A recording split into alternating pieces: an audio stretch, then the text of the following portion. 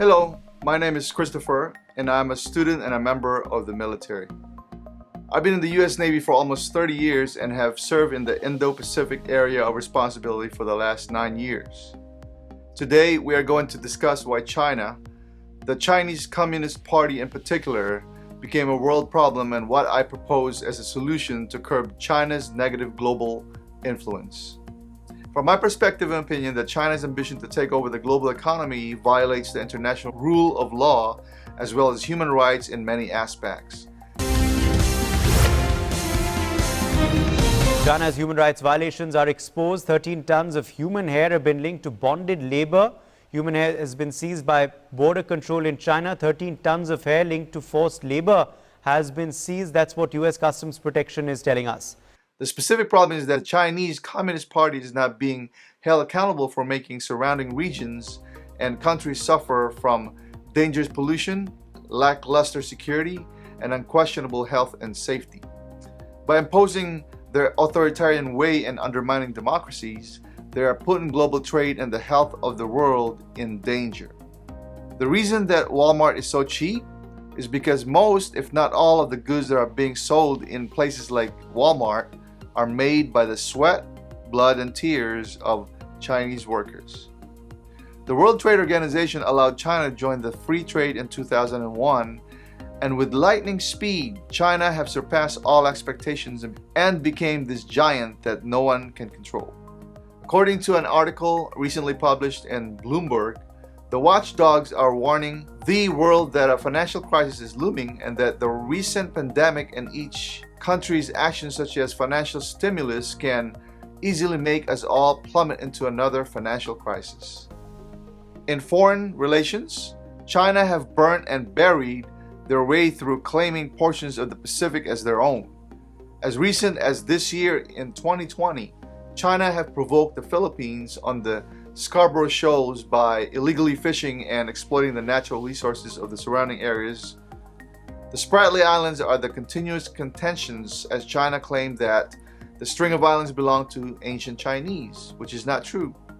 Taiwan have been a victim of bullying themselves. So how do we fix the China problem? President Donald Trump have imposed severe tariffs of goods that are coming from China, and initially it seems to raise the awareness that the Americans are not out to play games. The world allowed China to continue to dominate the global market, including their takeover of foreign technologies, and have given the CCP a leg up in sectors such as defense, transportation, and energy. But the following are my recommended solutions to stop China. Solutions to the China problem have to be a unanimous move from the majority of the world or nothing will happen.